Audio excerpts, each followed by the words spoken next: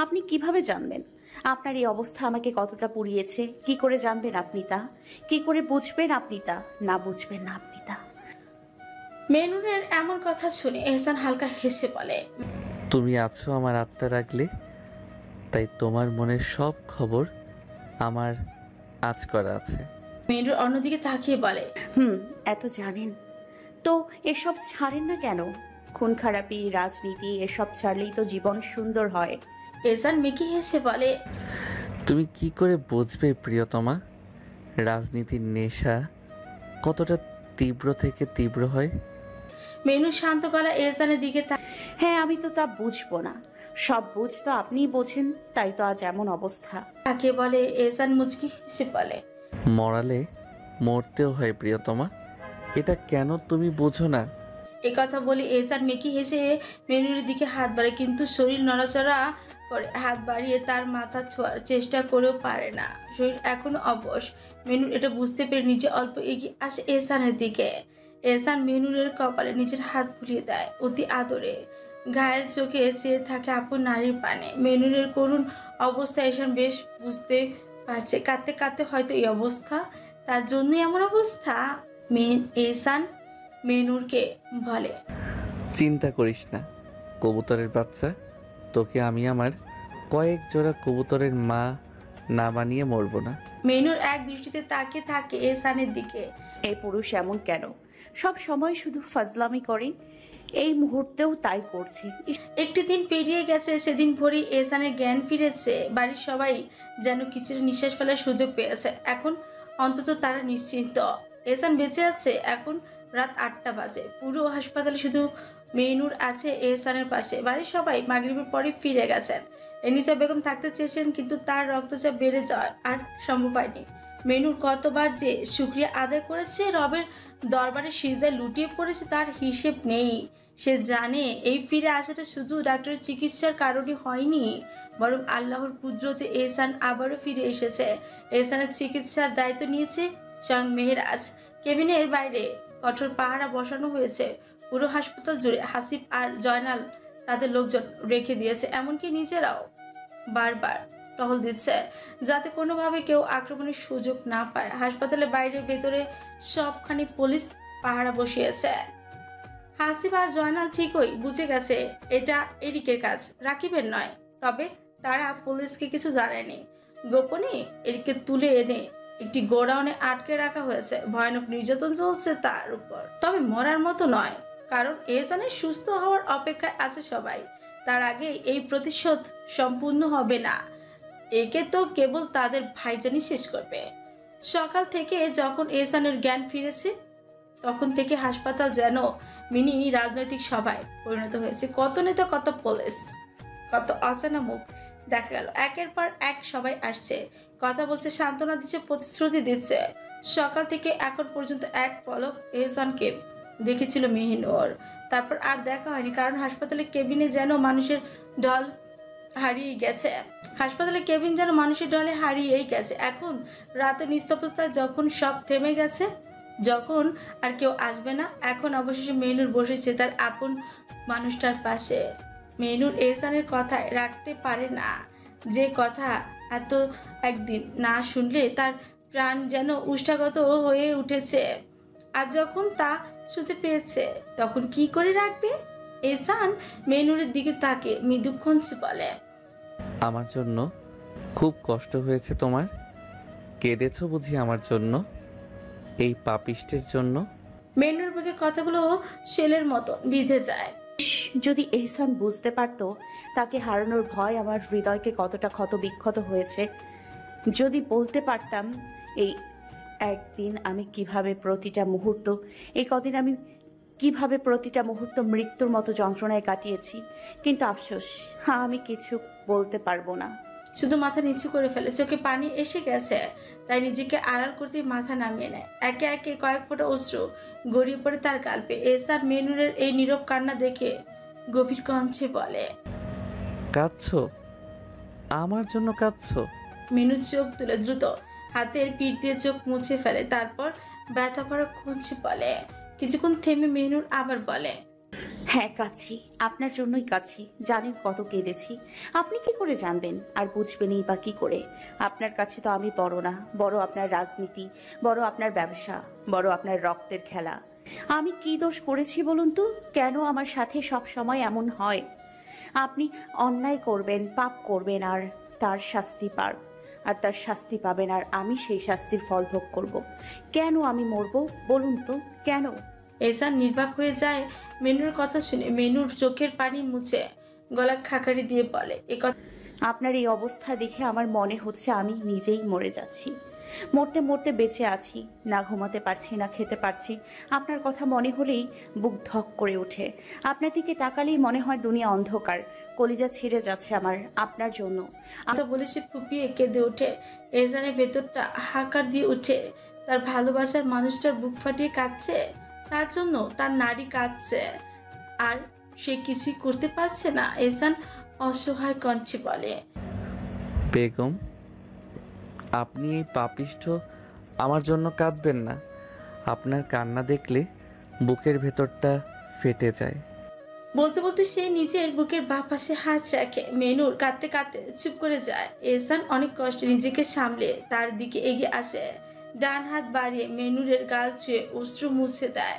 মেনুর দুই হাতে এহসানের হাত ধরে ফেলে, তারপর তার হাতে নিজে ঠোঁট ছুঁয়ে দিতে দিতে টিপে চোখের পানি ফেলে ফুপিয়ে উঠে বলে, আপনি পাপিষ্ট হলেও আমার, অপবিত্র হলেও তো আমার। আপনার কিছু হলে আমারই তো সব শেষ হবে। সে আবারও এহসানের হাত নিজের গাল চেপে ধরে। শতবার এহসানের হাত নিজের ঠোঁটে ছুঁয়ে কাঁদতে কাঁদতে বলে, খুব ভয় পেয়েছিলাম, খুব মনে হচ্ছিল সব শেষ হয়ে গেছে। আপনার বুকের পাশে হয়তো আর কখনো থাকতে পারবো না। খুব কষ্ট হচ্ছিল, খুব। তার নীরবে সব অভিযোগ, সব বিনয় শুনে যাচ্ছে আপন নারীর। ভালোবাসা এমনই হয়, নিজের নিজের প্রিয় মানুষটার কিছু হলে মনে হয় নিজের সামনে মৃত্যু দাঁড়িয়ে আছে। এতটা ভয়ঙ্কর এই অনুভূতি। আর সে ভালো করে জানে মেনুর সেই যন্ত্রণা অনুভব করেছে, তাই তো এমন করছে। এহসান মেনুরের দিকে শুধু অপলকভাবে তাকিয়ে রয়। নাক মুখ চোখ লাল বর্ণের মতো হয়ে গেছে, মনে হচ্ছে চুক্কা দিলে রক্ত ছড়বে গাল থেকে, নাকের ডগা থেকে। এরই মধ্যে নামাজের হিজাব মাথায় জড়ানো। মানুষকে কাঁদলেও এত মায়াবী লাগতে পারে বুঝি? মেনুর এহসানের হাত ছেড়ে দেয়।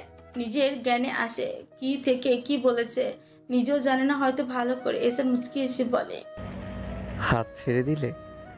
এই হাত ধরে রাখতে চাও না? মেনুর আবারও এহসানের হাত শক্ত করে ধরে এহসানের দিকে তাকিয়ে বলে, এহসান চাই এই হাত ধরে আমি দুনিয়া, আখিরাত, কিয়ামত, হাসর, মিজান, ফুলসিরত, আলকান্তারা পাড়ি দিয়ে আপনাকে নিয়ে জান্নাতে প্রবেশ করতে চাই। নিজের অন্য হাত মেনুরের হাতে শক্ত করে রেখে হেসে বলে, মেনুর হ্যাঁ, আমরা জান্নাতে যাব ইনশাল্লাহ। একসঙ্গে আমরা সব পাড়ি দেব ইনশাল্লাহ। হেসে বলে, ইনশাল্লাহ। আমাদের আল্লাহ যদি আমাদের প্রতি দয়া করেন তাহলে আমরাও একসঙ্গে জান্নাতে দেখব, সাথে দেখব প্রিয় রবকে, প্রিয় রাসূলকে। এহসান হেসে বলে, দেখে নিও প্রিয়তমা, আমাদের রব আমাদের নিশ্চয়ই দয়া করবেন, তিনি দয়াময়। মেনুর বলে, হ্যাঁ, আমার রব দয়াময়, তাই তো আপনার জীবন আমায় আবারও ভিক্ষা দিয়েছেন। এহসান মেনুরের গালে চোকা মেরে মুচকি হেসে বলে, এখন তো আপনি মেয়র সাহেবের বেগম হয়ে গেছেন, তো আপনার ফিলিংস কেমন ম্যাডাম? মেনুর মুখ বাঁকিয়ে বলে, এসবের নামও আমার সামনে নেবেন না। এই ফালতু ব্যাপারগুলোর জন্যই তো আজ আপনার এই অবস্থা। আর আপনি আমায় আপনি করছেন কেন আজব? এহসান মেনুরের গালে টেনে বলে, আপনাকে আপনি বলবো না, মেয়র সাহেবের বউ হয়েছেন আপনি, আপনার সম্মান কি আর কম যায় বলুন? মেনুর এহসানের হাত ধরে বিরক্তি নিয়ে বলে, বজ্জাত পুরুষ, কি করছেন? গাল ছিঁড়ে ফেলবেন নাকি? এহসান নিজের হাত ছড়িয়ে নিয়ে মেনুরের দিকে তাকিয়ে বলে, জানো জান, এই যে তুমি আমার সামনে আছো, তাই আমার আর নিজেকে অসুস্থ লাগছে না, একদম সুস্থ লাগছে। মেনুর এহসানের দিকে ঝুঁকে এহসানের বুকে আলতো হাত বুলিয়ে দিতে দিতে এহসানের পানি তাকায়। এহসান চোখ বুঝে নেয়। আপন নারীর শরীর ঘ্রাণ নিতে থাকে। এত কাছে পেয়ে তার কলিজা ধক ধক করছে। এর চেয়েও কাছে সে তার নারীকে পেয়েছে, আপন করে পেয়েছে, কিন্তু এই নারীর প্রতি প্রতি প্রতি মুহূর্তে নতুন করে অনুভূতি জন্ম নেয়। তাই তো হৃদস্পন্দনের এমন বেহাল অবস্থা। মেহনুর এহসানের পানে তাকিয়ে বলে, এই বুক না আমার, শুধুই তো আমার। তাহলে এই বুকে গুলি কি করে বিঁধল? আপনি আমার আমানতে খেয়ানত করছেন মেয়র সাহেব। এহসান চোখ খুলে মেনুরের পানে তাকায় আর বলে, চিন্তা করো না, যার জন্য তোমার আমানতের খেয়ানত হয়েছে সেও খেয়ানত হয়ে যাবে ইনশাল্লাহ। মেনুর এহসানের দিকে পিছুকুটি করে তাকিয়ে বলে, আপনি খুন করবেন, আবারও রক্তের খেলায় মেতে উঠবেন। এহসান মেনুরের গালে হাত রেখে তচ্ছিলের হাসি দিয়ে বলে, রক্তের নেশা এক ভয়ঙ্কর নেশা প্রিয়তমা। যখন মনে এই নেশা জাগে তখন রক্তের খেলায় মেতে উঠতে হয়। মেনুরের কলেজে থাপ করে উঠে সে ধাপ করে বসে যায় বিছানার পাশে রাখা চুলায়। মেনুর এহসানের দিকে তাকে অসহায় গলায় বলে, থাকুন না, একটু পবিত্র থাকুন, রক্তের খেলায় আবদ্ধ না হয়ে থাকুন। এহসান মেনুরের কথায় মুচকি হেসে বলে, রক্তের খেলায় যখন আবদ্ধ হয়েছি তখন রক্তের নেশা কাটিয়েই উঠব। এই বলে সাদা বিছানার উপর রাখা মেনুরের নরম হাতখানা নিজের হাতে আলতো করে ধরে নেয়। অতঃপর বাচ্চাদের মতো মেনুরের হাতের পাতায় আঙুল বুলিয়ে দিতে থাকে। এতে মেনুরের প্রচন্ড কাঁদবোধ লাগে, তাই সে চমকে উঠছে। তখনই দরজায় খট করে শব্দ হয়। শব্দ শুনে মেনুর বুঝতে পারে মেয়েরাজ এসেছে। সে আগেই বলেছিল রাত 9টার দিকে এসে একবার চেক করবে। মেনুর তাড়াতাড়ি নিজের হাত এহসানের থেকে সরিয়ে নিতে চায়। গায়রতের তো একটা ব্যাপার আছে, বড় ভাইয়ের সামনে কেমন করে হাত ধরে রাখবে, কিন্তু এহসান কি ছাড়বে? সে শক্ত করে মেনুরের হাত চেপে ধরে বসে থাকে। মেয়েরাজ কক্ষে প্রবেশ করেই এক নজর তাদের দিকে তাকায়, তারপর চোখ ফিরিয়ে নেয়। সে স্পষ্টই বুঝতে পারে যেভাবে সে এসার সঙ্গে ইতরামও করে ঠিক সেভাবেই এহসানও তার বোনের সঙ্গেই করছে। তাই তো মেনুর বারবার ইশারা এহসানকে হাত ছাড়তে বলছে। চোখ বড় বড় করে কটমট করে তাকাচ্ছে, তবু এহসান গা ছাড়া ভাব নিয়ে শুয়েছে, যেন কিছুই ঘটেনি। এই দৃশ্য দেখে মেয়েরাজ মনে মনে খুশি হয়। তার পাগলি বোনটা এত কষ্ট পাচ্ছিল, এখন তো অন্তত তার মনটা শান্ত হলো। মেরাজ মুচকি হেসে এহসানের দিকে এগিয়ে যায়। কিছুটা অস্বস্তি লাগছে তার। এহসানের চিকিৎসা করতে হবে, কিন্তু এইসব তো মানলে চলবে না, সে একজন ডক্টর। আর সবচেয়ে বড় কথা, এহসানের চিকিৎসার দায়িত্ব যদি সে নিজেই নেয় তাহলে অন্য কেউ করবে।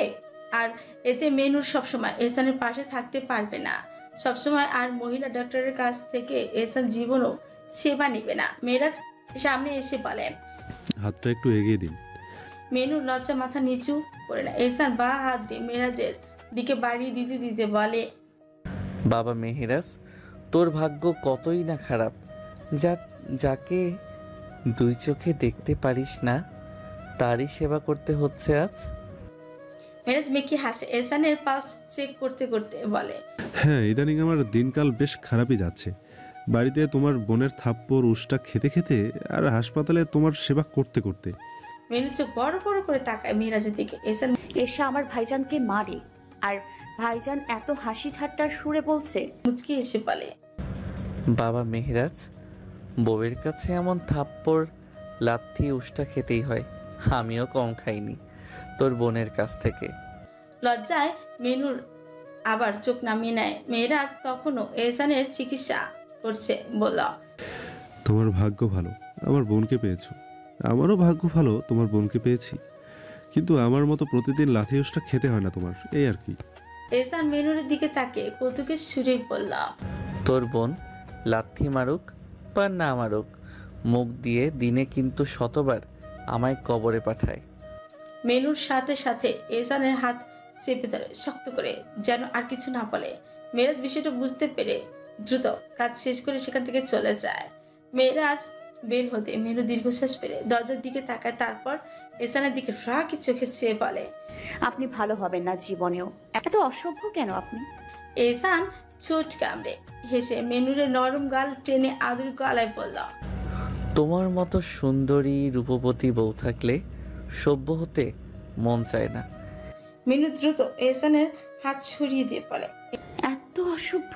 ছি ছি ছি, এই অবস্থায় এসব বলছেন? এহসান হাসতে হাসতেই বলে, এই অবস্থাতেও কত কিছু করার ক্ষমতা রাখি। দেখাবো তোমাকে ডেমো। আসো দেখিয়ে দিই। মেনু টুল ছেড়ে উঠে যেতে যেতে বলে, মুখ বন্ধ রাখুন, নয়তো মুখ ভেঙে দেব, অসভ্য পুরুষ। বলেই পাশের টেবিল থেকে ফলের প্লেট হাতে নেয়। উদ্দেশ্য ফল কেটে এহসানকে খাওয়ানো। ডাইনিং টেবিলে মনিরুল সাহেব ও ইমরান বসে আছেন, কিন্তু কারো মুখ দিয়ে খাবার যাচ্ছে না। এত কুৎসিত ঘটনা ঘটেছে যে সবাই মানসিকভাবে বিধ্বস্ত। নুরি এক দৃষ্টিতে আকাশের দিকে তাকিয়ে আছে। একটু হাওয়া খেতে ছাদে উঠেছিল, কিন্তু দেখলো ছাদের সোফায় বসে তার মেহরুব ভাই বই পড়ছে।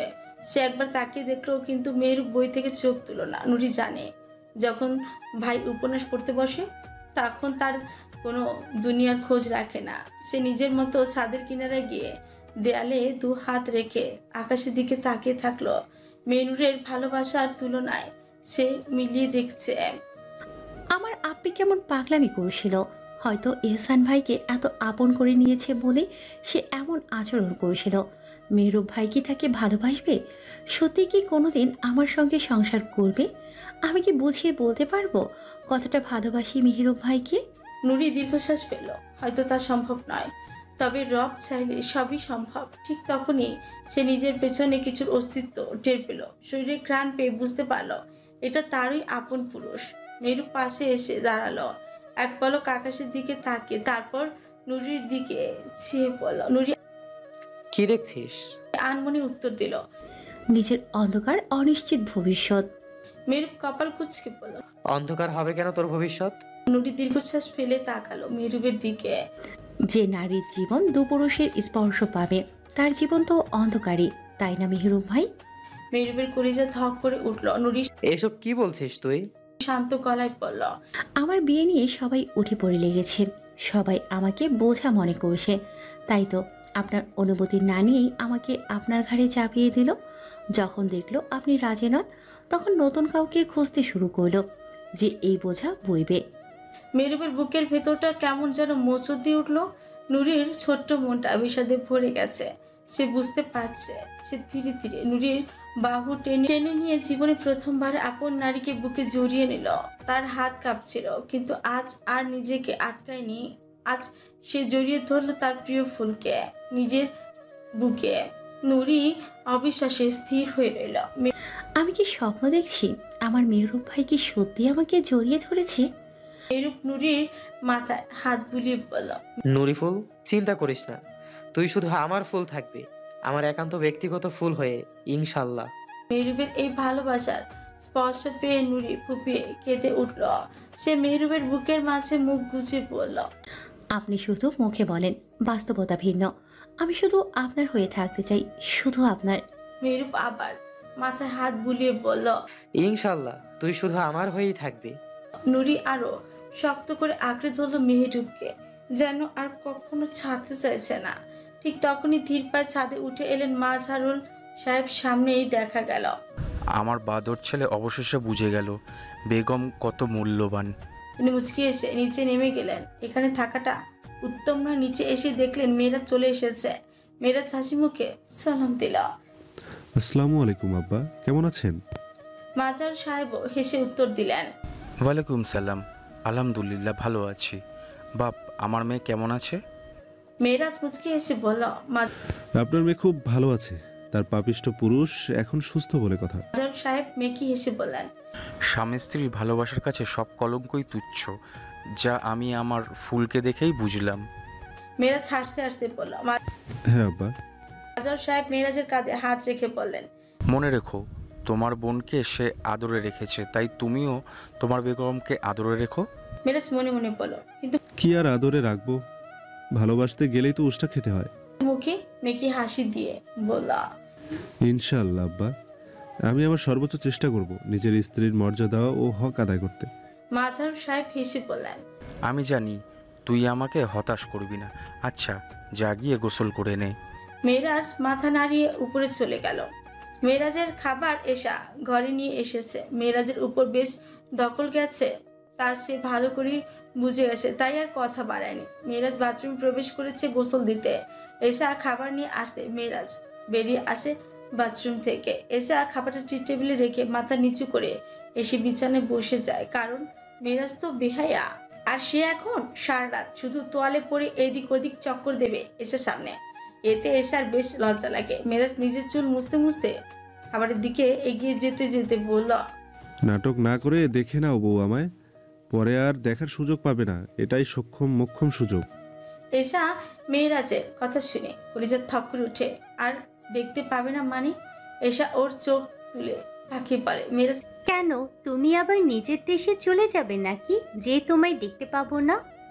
সোফায় বসতে বসতে বলে, হ্যাঁ চলে যাব, তবে সাথে তুমি যাবে, আর সাথে যাবে আমাদের 4 থেকে 5টা বাচ্চা।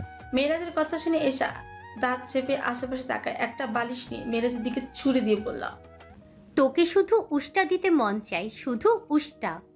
মেয়েরাজ এসার দিকে তাকিয়ে খাবার মুখে নিতে নিতে বলে, ওগো আমার উষ্টাপতি, তোমার পায়ের উষ্টাই যে আমার কাম্য। এসা রাগী গলায় বলে, মেয়েরাজ গিলতে বসেছিস, চুপচাপ গিলে নে, নয়তো থাপড়িয়ে বেয়াদবি উড়িয়ে দেব। হেসে বলে, হ্যাঁ খাবার গেলা শেষ হলে তোমাকেও গেলবো। এসা নিজে নিজে কয়েকটি গালি দিয়ে বিছানায় শুয়ে যায়। সে জানে একটু পরে মেয়েরাজ দামড়া শরীর নিয়ে এসে শুয়ে পড়বে। মেয়েরাজ খাওয়া শেষ করে একখানা লুঙ্গি পরে অজু করে বিছানার দিকে এগিয়ে আসে বাতি নিভিয়ে। এসে যেই না এসার বুকে মাথা রাখতে যাবে তখনই এসা ওকে আটকে ওর শরীরে হাত বুলিয়ে দাঁত চেপে বলে, গেঞ্জি কই? মেয়েরাজ এসার বুকে মাথা রাখতে রাখতে বলে, নেই। এসব বেশ অস্বস্তিতেই পড়ে যায়। এতদিন এটারই বাকি রেখেছিল। খালি গায়ে কিভাবে ওকে জড়িয়ে আছে? এই মেহেরাজ এত বেহায়া, লজ্জা লাগে না? গন্ডারের চামড়া নিয়ে চলে। মেয়েরাজ মুখ তুলে এসার গলা থেকে ওনারটা নিয়ে ওর গলায় মুখ গুজে ঠোঁট ডুবিয়ে দেয়। এসার কাছে এগুলো সাধারণ হয়ে গেছে, কারণ এমন যন্ত্রণা তাকে মেয়েরাজ সবসময় দিয়ে থাকে। এসা মেয়েরাজের আদো ভেজা চুল নিজের আঙুল ডুবিয়ে শক্ত করে জড়িয়ে ধরে মেয়েরাজকে, তারপর জিজ্ঞেস করে, ভাইজান আর মেহিনুর কেমন আছে, কি করছে? মেয়েরাজ ফিসফিসিয়ে উত্তর দেয়, ভালো, এখন দুজনেই আলহামদুলিল্লাহ।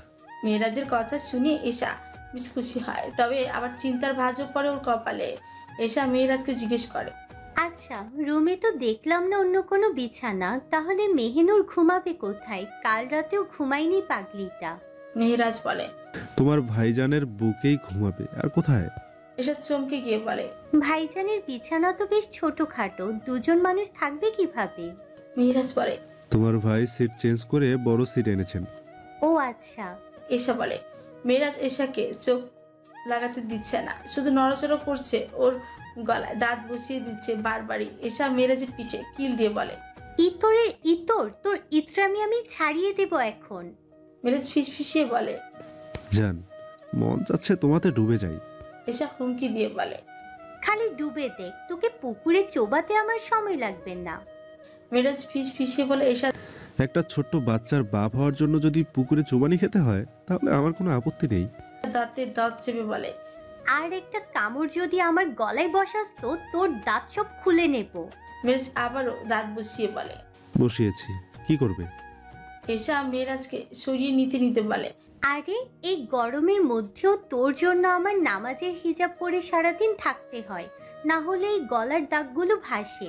প্রতিদিন এমন না করলেই হয় না। মেয়েরাজ হেসে বলে, না করলেই হয় না? বউকে ভালো না বাসলে ঘুম আসে না। এসা কর্কশ গলায় বলে, দাঁত দিয়ে চামড়া তুলে ফেলাকে ভালোবাসা বলে? মেয়েরাজ শব্দ করে হেসে বলে, এগুলোকে লাভ বাইট বলে বেগম, লাভ বাইট। এসা কিছু বলে না, কি বলবে, কে পারবে এর সাথে কথায়। মেয়েরাজ এসাকে জিজ্ঞেস করে, মিসওয়াক দিয়ে উজু করেছো? এসা উত্তর দেয়, হ্যাঁ করেছি, কিন্তু তোমায় গালি দিয়ে অজু হয়তো আর নেই। মেয়েরাজ মুখ তুলে এসার কপালে ঠোঁট গালে নিজের ঠোঁট ছুঁয়ে দিয়ে বলে, তাহলে আগামীকাল তোমার লজ্জার মাগফিরাত হবে ইনশাআল্লাহ। এসা মেয়েরাজের মাথায় আলতো থাপ্পড় মেরে বলে, চুপচাপ ঘুমিয়ে যা, নয়তো তোর আত্মার মাগফিরাতের ব্যবস্থা হয়ে যাবে। এহসানের হাত রক্তে ভেজা, তার আঙুলগুলো খোঁজাখুঁজি করছে এদিকে ছিন্ন ভিন্ন দেহের গভীরে। পেটের ডান পাশে কেটে ফেলা হয়েছে সেই ক্ষতের চিহ্নের মধ্য দিয়ে সে হাত ঢুকিয়েছে, কিন্তু ঠিক হচ্ছে তা সে নিজেও জানে না। তার নিঃশ্বাস ভারী হয়ে আসছে, উত্তেজনা দৃষ্টি ঝাপসা আঙুলের ডগায় অনুভব করছে উষ্ণ নরম কিছু, হয়তো কলিজা নাকি ফুসফুস। প্রথমেই কি টেনে আনবে?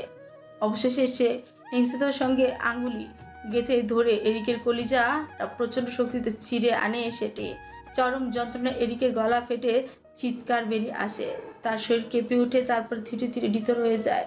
নিস্তব্ধতায় নেমে আসে চারপাশে। এহসানের হাতের মুঠোয় ধরে থাকা রক্তমাখা কলিজাটার দিকে তাকিয়ে থাকে, চোখে এক অদ্ভুত দৃষ্টি। এইটা কি বিজয়ের অনুভূতি নাকি অনিশ্চয়তা? রক্তের খেলা। তালুকদার বাড়ির উঠোন জুড়ে রক্তের স্রোত, বৃষ্টি মিশে সেই রক্ত গড়িয়ে যাচ্ছে মাটির বহিনে। এহসানের শরীর রক্তে ভেজা, তার চোখে অদ্ভুত এক উন্মাদনা, চারপাশ স্তব্ধ, শুধু দূর থেকে বজ্রপাতের গর্জন শোনা যায়।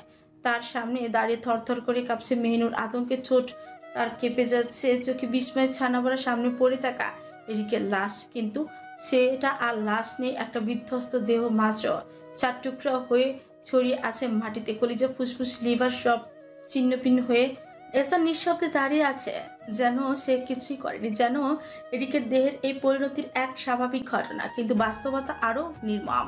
মেহনুর জানে এরিক আগে গুলি করেছিল এহসানের বুকে, আর সেই বুক ছিল তার, শুধুই তার। এহসানের কাছে সেই ভালোবাসা ছিল এক পবিত্র আমানত, কিন্তু এরিকের বুলেট সেই আমানতকে কলঙ্কিত করেছে।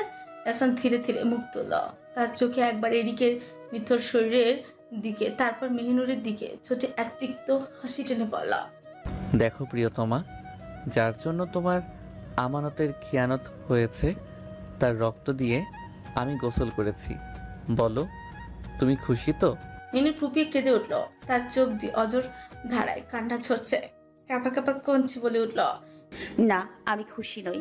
আমি চাই না তুমি রক্তের খেলায় মগ্ন থাকো। এহসান ধীরে ধীরে মেহনুরের দিকে এগিয়ে গেল, এক হাত বাড়িয়ে তার নরম গালের উপর বয়ে যাওয়া অশ্রু মুছে দিল।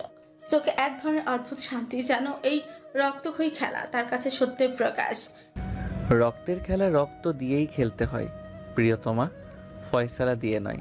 বৃষ্টি বেড়ে গেছে, বিদ্যুৎ চমকালো আকাশ জুড়ে। রক্ত স্নান এক ভালোবাসা, অন্ধকার এক প্রতিশোধের গল্পের শেষ প্রান্ত দাঁড়িয়ে এহসান আর মেহনুর একটি অস্থির রাতের সাক্ষী হয়ে। মেহনুর কাঁপতে কাঁপতে দাঁড়িয়ে আছে, তার দৃষ্টি এহসানের রক্তমাখা হাতের আর মাটিতে পড়ে থাকা এরিকে নিথর দেহের উপর আটকে আছে। এহসানের হাত তার দিকে বাড়িয়ে এলে মেহনুর এক ঝটকা সরিয়ে দিয়ে বলতে হচ্ছে, সরুন, কাছে আসবেন না। আপনি আমার কিভাবে এত নিকৃষ্ট হতে পারেন আপনি? এহসান তার কথা শুনে চোটে এক অদ্ভুত হাসি ফোটায়, তারপর এক ঝটকায় মেহনুরকে টেনে নেয় নিজের বুকে।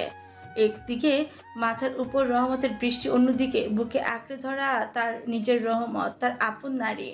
এহসান মেহনুরের পিছে আলতোভাবে হাত বুলিয়ে দিতে দিতে বলে, আমি কি তোমার কাছে আসব? আমি তো চলে এসেছি তোমার আত্মার আগলে অবধি। মেহনুর এহসানের বুকে মুখ লুকিয়ে ফেলে, শক্ত করে আঁকড়ে ধরে তার ভেজা পাঞ্জাবে অঝরে কাঁদতে কাঁদতে বলে, হ্যাঁ, তাই তো আমি আপনাকে ঘৃণা করতে পারি না। এত নিকৃষ্ট হওয়ার পরেও আমি আপনাকে ভালোবাসি, ভীষণ ভালোবাসি। একটু থেমে হঠাৎ দম বন্ধ হয়ে আসা ফিসফিসে কণ্ঠে করে বলে, ইস, আমি যদি আজ আপনাকে না ভালোবাসতাম তাহলে চিৎকার করে বলতাম, কেন এত নিকৃষ্ট আপনি, কেন এত নিকৃষ্ট। কিন্তু আফসোস, আমি তো পারবো না, কারণ আপনি আমার অস্তিত্ব, আর নিজের অস্তিত্বকে, নিজের আত্মাকে ঘৃণা করা যায় না। এই বলে মেহনুর ফুপিয়ে কেঁদে ওঠে। এহসান চোখ বুজে থাকে কিছুক্ষণ। এই নারীর প্রতিটি শব্দ যেন তার রক্তে মিশে যাচ্ছে, হৃদয়ের গভীরে চিহ্ন এঁকে দিচ্ছে। বৃষ্টি আরো বেড়ে যায়, এদিকে লাশ থেকে বের হওয়া রক্ত ধীরে ধীরে মাটির সাথে মিশে যাচ্ছে, শরীরের রক্ত ফ্যাকাশে হয়ে আসছে। কে জানতো এত ভয়ঙ্কর মৃত্যুর অধিকারী সে হবে? এহসান মেহনুরের কপালে গভীরভাবে ঠোঁট ছোঁয়ায়, তারপর নিঃশ্বাস ফেলে বলে, তুমি আমায় ঘৃণা করতে পারো প্রিয়তমা, তোমার ঘৃণারই যোগ্য আমি। মেহনুর আরো শক্ত করে ধরে তাকে জড়িয়ে ধরে বলে, না, আমি আপনাকে ঘৃণা করতে পারবো না। আমি আপনাকে ভালোবাসি। গলাটা শুকিয়ে আসে, চোখ গিরে বলে, ভালোবাসার মানুষকে ঘৃণা করা যায় না। ভালোবাসার মানুষকে শুধুই ভালোবাসা যায়। তাই আমি আপনাকে ভালোবাসি, আমি ভীষণ ভালোবাসি আপনাকে। আপনি পাপিষ্ঠ হলেও আমি আপনাকে ভালোবাসি, আপনি নিকৃষ্ট হলেও আমি আপনাকে ভালোবাসি, আপনি হিংস্র হলেও আমি আপনাকে ভালোবাসি, আমি আপনাকে ভীষণ ভালোবাসি। এহসান মেহনুরের এই স্বীকারোক্তি শুনে মুচকি হাসে। এই নারী যে তাকে কত ভালোবাসে তা সে আজ আরো গভীরভাবে বুঝতে পারে। এক ঝটকায় সে মেনুরকে কোলে তুলে নেয়। চলো প্রিয়তমা, আজ পুকুর ঘাটে। মেনুর এহসানের বুকের সাথে লেপ্টে থাকে। সে শুধু এই বুকেই থাকতে চায়, এই পাপিষ্ঠ বুকেই শুধু। এহসান ধীরে ধীরে পুকুরে নেমে আসে। কোমর পানিতে এসে সে মেনুরকে নামিয়ে দেয়। বৃষ্টি মিশে যাচ্ছে ঠান্ডা পানিতে, আর তার মাঝখানে দাঁড়িয়ে আছে তারা দুজন। এহসান মেনুরের ভেজা চুল সরিয়ে কানের পেছনে গুজে দেয়, ফিসফিস করে বলে, তুমি এই চাঁদনি রাতের মতোই ভয়ঙ্কর আবেদনময়ী প্রিয়তমা। মন চায় বারবার তাকিয়ে থাকি তোমার পানে, খুঁটিয়ে দেখি তোমার উপচে পড়া সৌন্দর্যের মায়াবী চেহারা। মেনুর লজ্জা চোখ নিচু করে নেয়। এহসান মৃদু হেসে বলে, তোমাকে আমি কলঙ্কে কলঙ্কিত করলাম, অথচ এই কলঙ্ককেই তুমি ভালোবেসে মুড়িয়ে দিলে। সত্যি নারীর মন ভয়ঙ্কর নরম হয়, যার জলজান্ত প্রমাণ তুমি প্রিয়তমা। এই বলে এহসান মেনুরের কপালে ঠোঁট ছোঁয়া, একবার দুবার তিনবার। মেনুর এহসানের কোমর শক্ত করে জড়িয়ে ধরে, যেন তার অস্তিত্বের সঙ্গে একাত্মা হয়ে যেতে চায়। এহসান মেনুরকে শক্ত করে ধরে নেয় নিজের সাথে, অতঃপর তিনবার পানির নিচে ডুবিয়ে দেয়। মেনু নাকানি চুবানি খায়, তার নিঃশ্বাস বন্ধ হয়ে আসে। এহসান মুচকি হেসে তাকে আবারও কোলে তুলে নেয়। ধীর পায়ে উঠে আসে পানি থেকে, সোজা ঘরের দিকে হাঁটতে শুরু করে। পথে যেতে যেতে হাসি মুখে বলে, মেনু, ইস, আজ তোমার অনেক কষ্ট হয়ে যাবে, আবার গোসল করতে হবে। লজ্জায় বলে, ধুর, বজ্জাত পুরুষ সবসময় এমন কেন বলেন তো? এহসান মাথা নাড়িয়ে হেসে ওঠে। তার সামনে তার আপন বেগম, লজ্জারাঙা মুখ, ভিজে শরীর, হৃদয়ে বয়ে চলা ভালোবাসার এক সাগর। এটাই কি ভালোবাসা? কি ভালোবাসার নতুন এক সংজ্ঞা? কেটে গেছে একটি সপ্তাহ। এহসান এখন সুস্থ হওয়ার পরই এদিকে এভাবে মৃত্যু দেয় সে।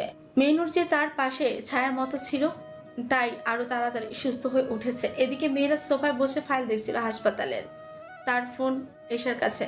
এশাই চালায় ওর ফোন। এশা কি করছে ফোনের মধ্যে?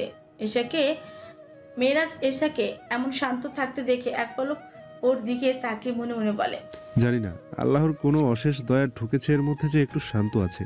বেচারা শুকরিয়া আদায় করে যেই না চোখ ফেরাবে, অমনি টাচ করে ওর ফোনটা এসে ওর পাশেই পড়ে। এতে হতভম্ব হয়ে যায় মেহরাজ। একবার নিজের অসহায় ফোনের দিকে তাকায়, তো একবার নিজের শ্যামবতীর দিকে, যে কিনার আগে ফুসছে। মেহরাজ সেই অবাকের মধ্যে গিয়ে থাকে। এরই মধ্যে এসে সাপের মতো ফুসে এসে সেই ফোন হাতেই তুলে নেয়।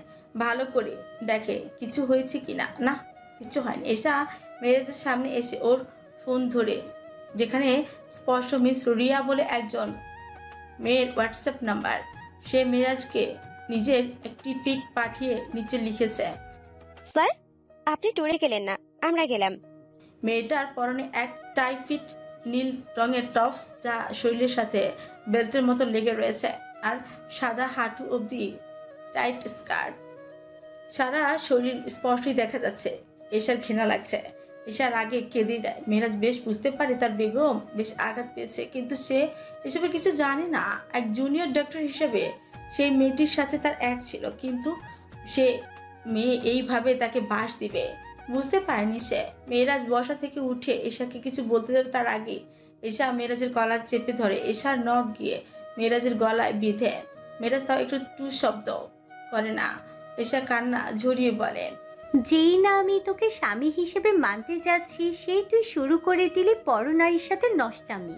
মেহরাজ হতবাক হয়ে যায়।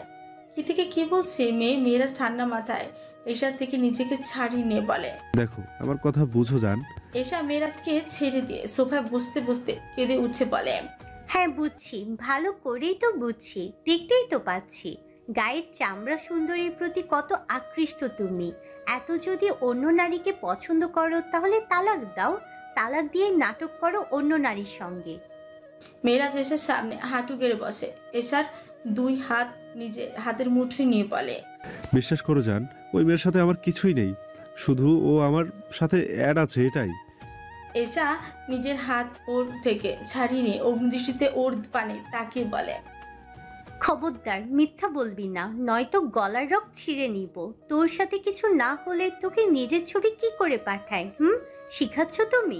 আমার উষ্টা খাবি? উষ্টা? মেয়েরাজ এসার থেকে নিজের ফোন নিয়ে ওই মেয়েকে ফোন দিতে দিতে বলে। দাঁড়াও, আমি ফোন দিয়ে প্রমাণ করছি ওই খবিশ নারীকে। মেয়েরাজ রিয়া নামের মেয়েটিকে ফোন দেয়। কয়েকবার রিং হওয়ার পর ওপাশ থেকে উত্তর আসে। জি স্যার, বলুন। মেয়েরাজ দশ চেপে একবার এসার পানে তাকায়, তারপর শ্বাস নিয়ে বলে, তোমার সাথে আমার কি কোনো সম্পর্ক যে তুমি আমায় নিজের পিক সেন্ড করলে? রিয়া মেয়েটি থতমত খেয়ে বলে, এমন কথা কেন স্যার? আমি তো জাস্ট ফর্মালিটির জন্যই দিলাম। মেয়েরাজ এসাকে ইশারা করে। এসা শান্তি শ্বাস ফেলে। তার তো প্রেশার হাই হয়ে গিয়েছিল এইসব দেখে। মেয়েরাজ রাগী গলায় রিয়াকে বলে, পরের বার থেকে যেন এমন ফর্মালিটি আমার সাথে করতে না আসো, নয়তো ব্যাপারটা বড় বিষয়ে চলে যাবে। রিয়া মেয়েটি থতমত খেয়ে যায়, বলে, সরি স্যার, আমি আপনাকে অন্যদের মতোই ভেবেছিলাম, কিন্তু আপনি তো আপনার স্ত্রী সন্তানের প্রতি সত্যিই সৎ। আমি শুনেছি আপনি নাকি 3 সন্তানের বাবা। আমার এটা বিশ্বাস হয়নি, তাই কথা বলা ট্রাই করলাম। রিয়া আর কিছু বলতে পারে না। তার আগে এসা মেয়েরাজের হাত থেকে ফোন নিয়ে বলে, হ্যাঁ রে কুত্তি, আমার জামাই 3 সন্তানের বাপ, আর তোর লজ্জা করে না? একটা বিবাহিত পুরুষকে নিজের দিকে আকর্ষণ করার চেষ্টা করিস। তুই যে স্টাইলে নিজের ছবি দিলি, আমি বউ হয়েও তো জীবনে আমার জামাইকে এমন ছবি দিইনি। রাস্তার মেয়ে তুই, তাই তো এমন করলি। মনে রাখিস, এই পুরুষ সব পুরুষের মতো নয়। এই পুরুষ শুধু তার স্ত্রী এসা তালুকদারের। তাই এরপর থেকে যদি দেখি আমার জামাইয়ের সাথে লটর চটর করার চেষ্টা করছিস, তো তোকে আমি জিন্দা পুঁতে দিব। জিন্দা বলে দিলাম। এই বলেই ফোনটি কেটে দেয়। মেয়েরাজ এসার এমন প্রতিক্রিয়া দেখে এসার কোলে মুখ গুজে শব্দ করে হাসে। হাসতে হাসতে মুখ তুলে এসার থুতনি ধরে বলে, বউ, তুমি এত ভালোবাসো আমায়? এসা নিজের থেকে মেয়েরাজের হাত সরিয়ে বলে, ভালোবাসা কি জানি না, কিন্তু মনে রাখিও তুমি শুধু আমার, আর আমার মৃত্যুর আগ পর্যন্ত আমার হয়েই থাকতে হবে। আমার জিনিসে আমি অন্য কারোর নজর পছন্দ করি না। মেয়েরাজ ধীরে ধীরে উঠে বসে এসার পাশে এসার গাল চিনে বলে, বউ, তুমি তো দেখি বাংলা সিনেমা রিনা খান থেকেও ভয়ঙ্কর। এসা মেয়েরাজের দিকে ঘুরে বসে তাকিয়ে বলে, কথা যদি হয় নিজের জিনিসের, তো আমি ভয়ঙ্করের চেয়েও ভয়ঙ্কর হতে রাজি। এই বলেই এসা মেয়েরাজের গলা জড়িয়ে ধরে। ভেতরটা ধকধক করছিল। এতক্ষণ রাগে নিজের চুল নিজেরই ছিঁড়তে ইচ্ছে হচ্ছিল, কিন্তু এখন শান্তি লাগছে। এটা জেনে এই পুরুষ শুধু তার। মেয়েরাজ এসাকে শক্ত করে আগলে ধরে। এসার মাথায় হাত বুলিয়ে দিতে দিতে ওর কানে কানে বলে, মনে রেখো, আমার জীবনে নারীর আগমন বলতে আমি তোমায় বুঝি, তাই সমাপ্তি অবধি আমি তোমায় খুঁজি। এসা মেয়েরাজের ঘাড়ে শক্ত করে নিজের হাত পিছিয়ে বলে, আমার জীবনের প্রথম পুরুষ তুমি, তাই আমি যে কোনো মূল্যে তোমার সাথেই থাকবো। যেমন তেমন করে হলেও আমি শুধু তোমার থেকে যাব। মেয়েরাজ এসার মাথায় হাত বুলিয়ে দিতে দিতে বলে, চিন্তা করো না, যতদিন বেঁচে থাকবো ততদিন তোমার হয়ে থাকবো। এসা নীরবে শুধু জড়িয়ে ধরে থাকে মিহিরাজকে। সে এই পুরুষকে ভালোবাসুক আর না বাসুক, কিন্তু এই পুরুষ শুধু তার, মানে তারই। মেরু বসে আছে নুরির পাশের ছাদে। নুরি লজ্জা লাল নীল সাদা হয়ে যাচ্ছে, আর মেরু তার এই অবস্থা দেখছে। নুরির এই অবস্থা দেখে মেরু হাসতে হাসতে বলে, ওরে আমার টুনির মা, তুই অল্পতেই যদি এভাবে লজ্জায় লাল নীল হয়ে থাকিস, তাহলে আমি আর টুনির বাপ হব না। আজ সবার সামনে মেরু স্পষ্টভাবে বলে দিয়েছে যে সে নুরির সাথে বাঁচতে চায়। সবাই সিদ্ধান্ত নিয়ে নিয়েছে আগামীকাল তাদের বিয়ে হবে। আমি নুরি ফুলের সাথে বাকি জীবন বাঁচতে চাই, তাই তোমরা তার আয়োজন করো। আগামীকাল বিয়ে, আর কনে বর মিলে ছাদে বসে গল্প করছে। নুরি বেশ লজ্জিত, মনে মনে ভাবছে মেরুপ কিভাবে এমন সোজা সাপটা বলেছিল। এটা কিভাবে বললো মেরুপ এত সহজে? নুরি শুধু এটাই ভাবছে। নুরি মাথা নিচু করে বসে নিজের ওড়না হাত দিয়ে পেঁচাচ্ছে আর লজ্জায় হাসছে। মেরুপ তার থেকে কিছুটা দূরে সোফায় হেলান দিয়ে বসে। নুরির এই অবস্থা দেখছে। মেরুপ হঠাৎ বলে, ওরে আমার টুনির মা, তুই এত লজ্জা কোথা থেকে নিয়ে আসিস? নুরি মেহরুবের দিকে নিচু চোখে তাকিয়ে বলে, আপনি আমায় শুধু লজ্জায় ফেলেন মেহরুব ভাই। মেহরুব আলতো এগিয়ে এসে নুরির রাঙা গালটি আলতো চিনে বলে, টুনির মা, তো টুনির বাপ হব আমি, তাই তোকে লজ্জাও দিব আমি। নুরি মেহরুবের হাত নিজের থেকে সরিয়ে নেয়। তারপর একটু এগিয়ে মেহরুবের 2 পা নিজের উরুর উপর খুলে রাখে। মেহরুবের পায়ের আঙুল ফুটিয়ে দিতে দিতে বলে, মেহরুব ভাই, একটা কথা বলি। নুরির দিকে এক দৃষ্টিতে তাকিয়ে বলে, নুরি বল। বলে, বিয়ের পর আমার পড়াশোনা নিশ্চয়ই আর করা লাগবে না। আমি পড়াশোনা করব না। মেয়েরূপ ফ্রিকুচকে বলে। পড়াশোনার দিকে তো এমনি আন্ডাবতী তুমি, এর মধ্যে বলছো পড়াশোনাই করবে না? নুরির খাট হেলিয়ে মেহরুবের পায়ে হাত বুলাতে বুলাতে বলে। না, আমি পড়াশোনা করব না, আমার ভালো লাগে না। মেহরুব শান্ত গলায় বলে। দাওরাটা তো পাশ কর, আলম নাই হলি। নুরি মাথা দুলিয়ে বলে। আমি আলেম হব। আলেম হওয়ার পর ওইসব ভার্সিটিতে ভর্তি হতে চাই না। আব্বা বলেছে ভর্তি করবে, তাই আমি আগে থেকে আপনায় বলে রাখলাম। মেহরুব পুচকে হেসে বলে। পড়াশোনার যে মর্মান্তিক অবস্থা, তোর আলেম হতে যে কয় জন্ম লাগবে সেটাই আমি ভেবে কুল পাচ্ছি না। নুরি মুখ পাকিয়ে বলে। নিজের পড়াশোনায় ভালো, তাই এত খোটা দিচ্ছেন। কাল থেকে পড়াশোনা ভালো করে শুরু করে দেব, দেখবেন শুধু পড়বো আর পড়বো। মেহরুব হেসে বলে। কাল তোর বিয়ে। নুরি থতমত খেয়ে বলে। তো কি হয়েছে, কাল রাত থেকে পড়বো। মেহরুব হেসে উত্তর দেয়। কাল রাতে তোর বা। মেহরুব আর কিছু বলে না, মুখে হাত দিয়ে শব্দ করে হাসে। নুরি মেহরুবের কথাগুলো বুঝতে পেরে তার পায়ে আদর চিমচি কাটে। বজ্জাত মেহরুব ভাই। মেহরুব নুরির কথা শুনে বলে। ওরে নুরিফুল, তুই কবে বুঝবি? আমি তোর ভাই না, আমি তোর জামাই। জামাই। নুরি মেহরুবের পায়ের পাতার দিকে তাকায়, হাত বুলাতে বুলাতে বলে। আপনি আমার মেহরুব ভাই, শুধু আমার মেহরুব ভাই। মেহরুব হেসে বলে। হ্যাঁ, আমি নুরিফুলের মেহরুব ভাই। মেহরুবের পায়ের চাকনু থেকে লুঙ্গি কিছুটা সরে যায়, এতে নুরির চোখে সামনে স্পষ্ট হয় মেহরুবের শ্যাম বর্ণের পা। নুরি চট করে মেহরুবের দিকে তাকায় আর বলে। মেহরুব ভাই, আপনার মতো আমার পায়েও লোম আছে। এই বলে নিজের পা সোফায় তুলে আলতো করে পরনের সালোয়ারটি পায়ের টাকনুর উপর তুলে দেখায়। মেহরুব স্পষ্ট দেখতে পায় নুরির ফর্সা ধপধপে পায়ে কালো লোমগুলো, এক ভয়ঙ্কর সুন্দর লাগছে। মেহরুব নুরিকে বলে। তোর পা আমার পায়ের সাথে রাখতো। নুরি অবাক হয়ে বলে। কি বলেছেন, বেয়াদবি হয়ে যাবে তো। মেহরুব হালকা যুক্তি নিয়ে বলে। ইস, বেয়াদবি হবে কেন? স্বামীর পায়ের সাথে শত নারীর স্ত্রী পা লাগবে, এটাই স্বাভাবিক। তুই রাখতো পা। নুরি মেহরুবের পায়ের কাছে নিজের পা রাখে। মেহরুব তাদের দুজনের পায়ের পানে তাকিয়ে থাকে এক দৃষ্টিতে। কত বেমানান। নুরি ফর্সা, পায়ের কাছে তার শ্যাম রঙের পা, কত অতুলনীয় লাগছে। মেহরুব নুরিকে ইশারা করে দেখিয়ে বলে। দেখ আমাদের রঙের কি পার্থক্য। তুই আমার মতো শ্যাম পুরুষকে ভালোবাসলি কিভাবে? নুরি সাথে সাথে নিজের পা সরিয়ে নিয়ে মেহরুবের পা আবারও নিজের কোলে নিয়ে বলে। ভালোবাসা রং দিয়ে হয় না, ভালোবাসা মন থেকে হয়। আমি আপনার মন দিয়ে ভালোবাসি, ভীষণ ভালোবাসি। এবার আপনি দেখতে কেমন, আপনার চেহারার গঠন তা নিয়ে আমার আপত্তি নেই।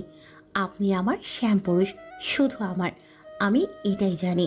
মেহরুব এক দৃষ্টিতে তাকিয়ে থাকে, তার নুরি ফুলের প্রতিটি কথা মন দিয়ে তাকে শুনতে থাকে। নুরি মেহরুবের দিকে অসহায় দৃষ্টিতে তাকিয়ে পারে। আমি সুন্দর বলে আপনি আমায় পছন্দ করেন না। আমার কি কালো হতে হবে আপনার হতে গেলে? মেহরুব মুচকি হেসে নিজের পা গুটিয়ে নেয়, অতঃপর নুরির দিকে এগিয়ে এসে নুরির মাথা তার বুকের সাথে জড়িয়ে ধরে বলে। তুই যেমন আছিস তেমনি আমি তোকে চাই, আমি ভীষণ করে তোকে চাই, তোকে ছাড়া আমার উপায় নেই। নুরি মেহরুবের বুকে মাথা গুজে বলে। আমরা কেমন নির্লজ্জ দেখুন, বিয়ে কাল আর আজ আমরা একসাথে বসে আছি। মেহরুব মুচকি হেসে বলে। তুই নির্লজ্জ কি জানি না, কিন্তু আমি নির্লজ্জ। পুরুষ মানুষের আবার লজ্জা কিসের রে? নুরি হেসে উঠে বলে। মেহরুব ভাই, শোনাবেন আমায় একখানা সুন্দর আয়াত কোরআন থেকে? মেহরুব বলে। আচ্ছা শুন।